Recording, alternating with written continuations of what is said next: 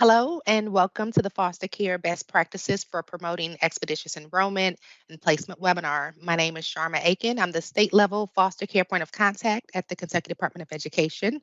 Also joining the webinar this morning is Marjorie Conley, IT Systems Consultant. In today's session, we will take you through a brief summary of the federal framework throughout the years, provide an overview of ESSA's foster care provisions, unpack the requirements under House Bill 312, and Marjorie will talk about the foster care data import process as well as the student records transfer data and reporting.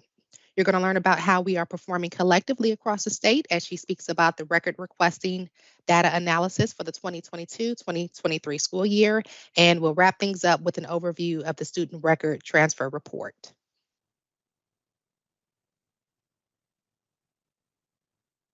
The federal policy initiatives. We're going to start with the Child Welfare Agency Law, which is the Fostering Connections Act. This is part of the first part of legislation administered by the Child Welfare Agency. The Fostering Connections Act requires the Child Welfare Agency to develop a plan for ensuring educational stability for children in foster care. The plan includes 3 assurances as shown on this slide. The placement takes into account the appropriateness of the educational setting and the proximity to the school in which the child was enrolled at the time of placement. And the Child Welfare Agency coordinates with the LEA to ensure the child can remain in the school of origin to the greatest extent possible. If it is determined for the child to not remain in the school of origin, the child is immediately enrolled in a new school and records are transferred. The 2013 Uninterrupted Scholars Act. This act made changes to the Family Education Rights and Privacy Act. The change allowed for the release of educational records to child welfare agencies to address the student's educational needs without prior parental consent. The education law, the Every Student Succeeds Act foster care provision, places strong emphasis on the importance of collaboration and joint decision making between the child welfare agencies and the education agencies. These provisions mirror and enhance similar provisions to the Fostering Connections Act. In March of 2020, House Bill 312 was introduced to ensure the expeditious enrollment and placement of children in foster care who are entering into a new school or transferring to a new district in accordance with the Every Student Succeeds Act. The bill was also created to promote the sharing of information of students in foster care among schools, districts, child welfare agencies, and the child's caseworker. Considered together, these laws make it clear that the educational stability of children in foster care is a joint responsibility between both agencies. In order to successfully implement the procedures, we'll need to collaborate more continuously. The educational stability requirements applies to children in foster care enrolled in schools and any applicable public preschools. The definition of foster care is 24 hours substitute care for children placed away from their parents or guardians and for who the child welfare agency has placement and care responsibility, consistent with the Fostering Connections Act. This includes, but is not limited to, placements in foster family homes, homes of relatives, group homes, emergency shelters, residential facilities, child care institutions, and pre-adoptive homes. Before we begin talking about House Bill 312 and the process and timelines for requesting and releasing records, let's visit the Every Student Succeeds Act, which is the bill reauthorizing and amending the Elementary and Secondary Education Act, which was signed into law in December 2015, and the foster care provisions took effect in December 10th of 2016. The provisions are specific to students in foster care as it promotes greater stability with a strong emphasis on collaboration and joint decision making. The provisions are designed to support school districts in efforts to serve foster care more effectively. It's very important for schools to be informed when a student in a school district enters foster care for a number of reasons, but schools must maintain confidentiality of that information and share it only for the purpose of supporting the child's education and well-being. Identification is necessary for providing educational stability, and ESSA emphasizes the importance of limiting educational disruption by keeping children who move in foster care in their schools of origin, unless a determination is made that it is not in the child's best interest to attend the school of origin. Special considerations and legal requirements should be taken into account when implementing educational stability provisions for students with disabilities under IDEA in Section 504. Research suggests that children in foster care who are receiving special education services tend to change schools more frequently than children receiving special education who are not in foster care. So LEAs must ensure that all required special educational and related supports are provided in the least restrictive environment. Regarding transportation, districts must ensure that children in foster care needing transportation to the school of origin, that transportation is provided and provided promptly. Districts have assurances on this. The assurances are signed. If a district is receiving Title I funding, district funding assurances and GMAP must include and assure that the local school district will collaborate with the state or local child welfare agency to develop and implement clear written procedures governing how that transportation will be provided, arranged, and funded to ensure that children can remain in their school of origin when in their best interest and for the duration of the time in foster care. The procedures shall include or ensure that children in foster care needing transportation to the school of origin, again, will promptly receive it, but in a cost-effective manner in accordance with Section 475A of the Social Security Act. Districts must also ensure that if there are additional costs incurred in providing transportation to maintain children in their school of origin, the local child welfare agency will provide this transportation if the local child welfare agency agrees to reimburse the school district for such costs, or the LEA agrees to pay for such costs for providing transportation, or if both agencies agree to share the cost of transportation.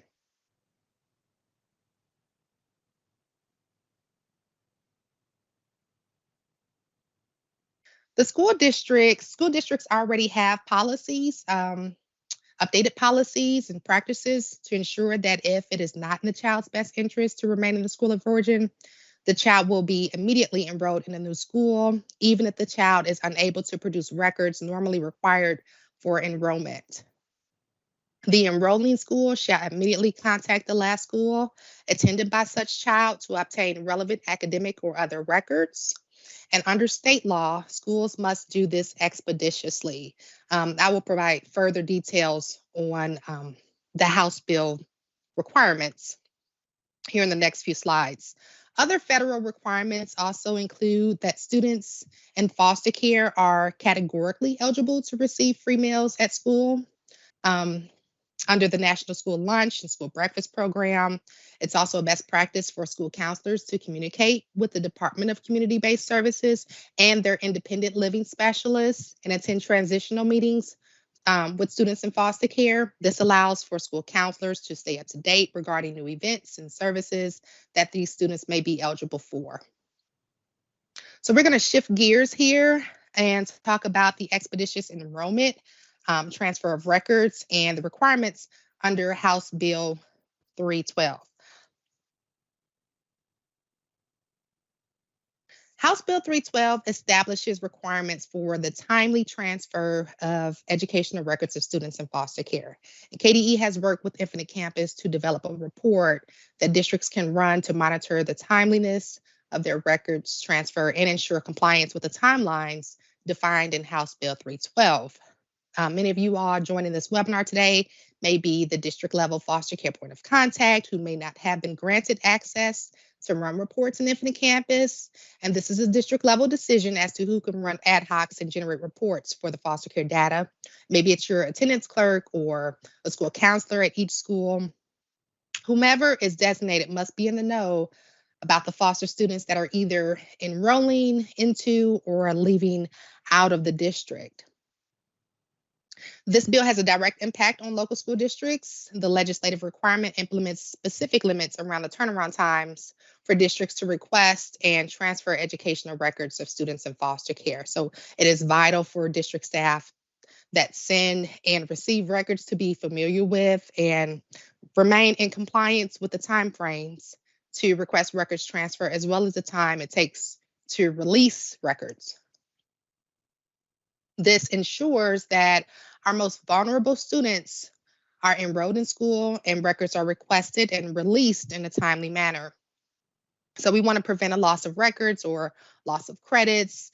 Districts must ensure that the assigned person with access to Infinite Campus are transferring records in accordance with this bill. This has been a concern, especially for students in the alternative setting and for this population of students as well. And in the following slides, we'll go over the key requirements related to records transfer. There are also several other requirements within House Bill 312 related to foster care, which districts must comply with. So I encourage you to read the entire piece of legislation. So this is the requirement of House Bill 312 that relates to the enrollment of students. It requires that the caseworker or case manager either accompany the child and foster parent into the new school to enroll or to contact the district by phone during the day that the child is being enrolled and provide information that the child is enrolling. The student must be immediately enrolled in the new school, even if they cannot produce records that are required or normally required for enrollment, such as and not limited to academic records, medical records, and proof of residency.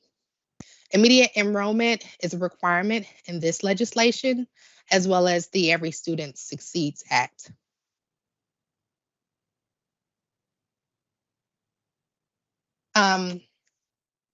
When a foster youth changes schools, the enrolling school must immediately submit the records request to the previous school to obtain records, academic records, and other records.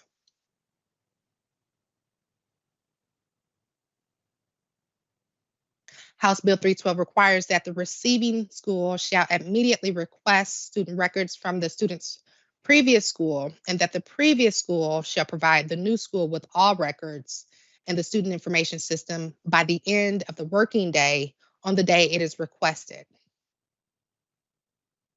If the record is incomplete, the districts will have 3 days to send the complete record.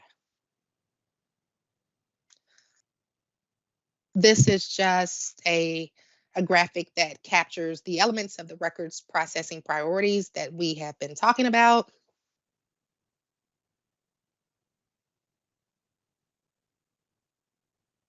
The process of foster care data import. So KDE creates and publishes foster care records based on the data received from the Cabinet for Health and Family Services. And we receive this information on a weekly basis. Any district with an enrollment of foster care students in the scope of the year will receive the foster care record regardless of the start date or the end date. State records created will be in the read only for districts, and only state records will be used for state and federal reporting. Now I'm going to hand it over to Marjorie to talk about the data side of foster care and data reporting. We can't hear you, Marjorie. Can you now? Yes. As Sharma said, my name is Marjorie. I'm going to cover the data side for foster care and kind of discuss how you can monitor and ensure that everything is documented. So I'm going to start with the QA foster care report. This is a report that districts should generate on a regular basis to obtain a list of students designated as receiving foster services. The path to get to the location is going to be Kentucky State Reporting, KDE Reports, and then QA Foster Care. Once you get that, will get you to the landing page.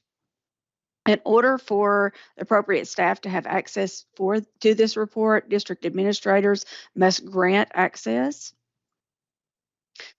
The report is going to provide data on students enrolled and identified as foster during the reporting year. And there is an indicator included to show if students in foster care at the time of the report that the report is ran.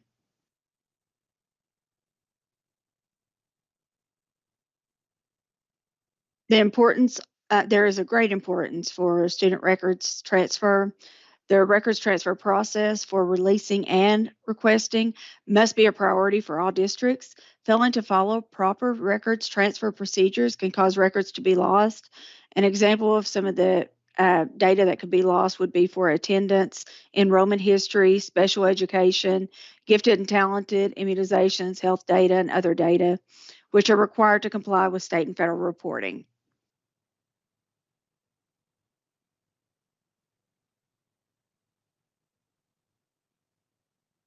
Some examples, and to give you an idea of the average times for Kentucky for our student records transfer data.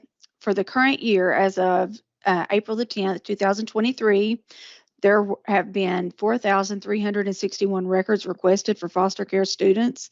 The state average to request records upon enrollment is 5.1 days. There have been 4,031 records released for foster care students, and the average for that release records is 1.4 days.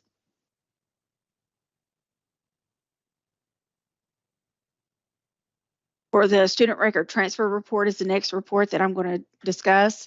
The path to find this report is Kentucky State Reporting, KDE Reports, and Student Records Transfer Report. When you get to the landing page, you'll see there are two different types of reports. There's an aggregate report and a detailed report. The aggregate report is going to return an Excel report with total counts of all students transferring into the district with an average number of days to request records and counts of students withdrawing from the district with the average number of days for releasing records once a records request has been received. Separate counts and averages are provided for foster students to monitor timeliness per House Bill 312.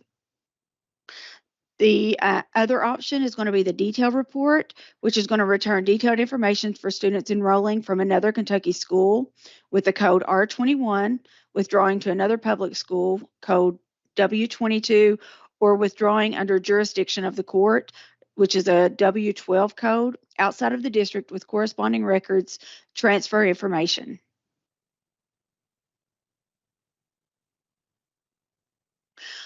On the aggregate report, you'll be able to see by school, which is going to include all students, or by school for foster students only. And that's going to include transfer in count, the transfer in average days to request, the transfer out count, and the transfer out average days to request for both of those options.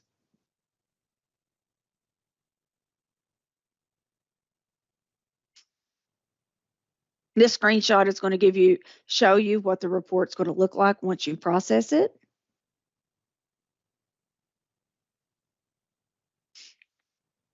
The transfer in, count, and average, these fields provide the count of all students and of foster care students transferring into the district and the average days for school to request records from the former district upon student enrollment in the school. Any school with an average greater than 1 in the transfer in the average days to request for foster students should be flagged to monitor process timelines. The transfer out count and average, these fields provide the count of all students and of foster care students withdrawing from the district and the average days for the school to release records from the new district once the request has been received. Any school with an average greater than 1 in the transfer out average days request for foster students should be flagged to monitor process timelines.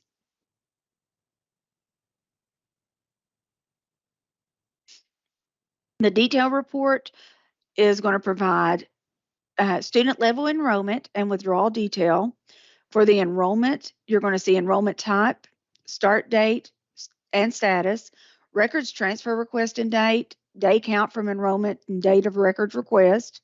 And for withdrawal, you're going to see enrollment end date and status, records transfer request date, date records requested, and the day count from the records transfer request date to date records released.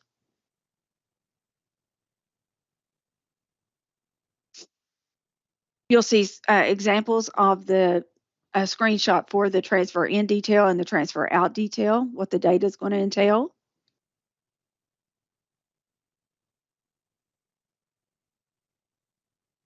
And then another couple of screenshots to give you an example of what the data looks like. The highlighted fields in the day count columns indicate students' enrollment with no records requested initiated, or more than one day between the student enrollment and records requested initiated. It's going to also include records request received for withdrawn students with no records released, and records released more than one day after the record request is received.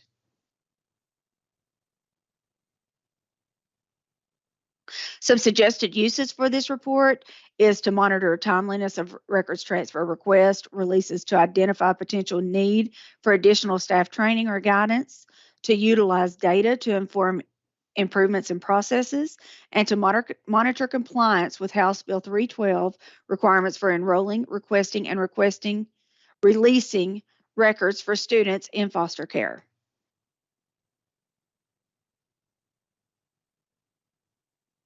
There are some additional reports to help to monitor foster care. One of those is the transient population report. This report can be used to identify transient students currently enrolled in a district and or school. The report can be filtered to identify foster care students. The student performance monitoring report provides a list of students enrolled along with demographics, behavior, attendance, grades, and response to intervention, on track to graduate indicators, and early warning scores. This report can also be filtered to identify foster care students.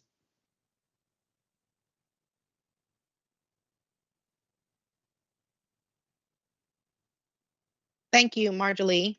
So Thank you. this is our resources page. We just have some hyperlinks to the foster care data standard, the student records transfer data standard, the QA foster care report, quick reference card, the student records transfer report, quick reference card, transient population report reference card, and the student performance monitoring report, which Marjorie just spoke on.